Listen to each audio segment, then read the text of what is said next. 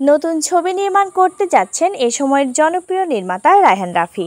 এর আগে তিনি পোড়ামন ২, দামাল, পরাণ, সুড়ঙ্গ, তুফান, তাণ্ডব দিয়ে রোমান্টিক থ্রিলার অ্যাকশন ছবি বানিয়ে দর্শকদের থেকে লেটার মার্কস পেয়েছেন।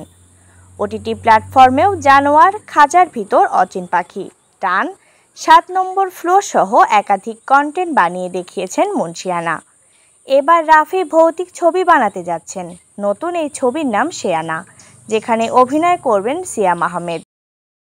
তবে সিনেমার আরেকটি বিকল্প নামের কথাও শোনা গেছে, সেক্ষেত্রে নাম হতে পারে আন্ধার। একাধিক সূত্র খবরটি গণমাধ্যমকে নিশ্চিত করেছে। সূত্রটি বলছে সিনেমাটি ২ ঈদ ছাড়াই মুক্তি দেওয়া হবে, এই লক্ষ্যে নির্মাণ করা হচ্ছে। আগামী মাসে শেয়ানা শুটিং শুরু হতে পারে। পোড়ামন ২, দামাল এবং ওয়েব ফিল্ম টানের পর শেয়ানার মাধ্যমে আবারও রায়হান রাফির নির্মাণে কাজ করতে যাচ্ছেন জাতীয় চলচ্চিত্র পুরস্কার প্রাপ্ত অভিনেতা সিয়াম। বর্তমানে ছবিটি প্রি প্রোডাকশনের ব্যস্ত সময় কাটাচ্ছেন সিয়াম রাফিরা। সূত্রটি বলছে শেয়ানা প্রযোজনা করতে যাচ্ছে বিটুবি এজেন্সি। সিয়াম ছাড়াও এই ছবিতে চঞ্চল চৌধুরী থাকার কথাও জানাচ্ছে এই সূত্রটি।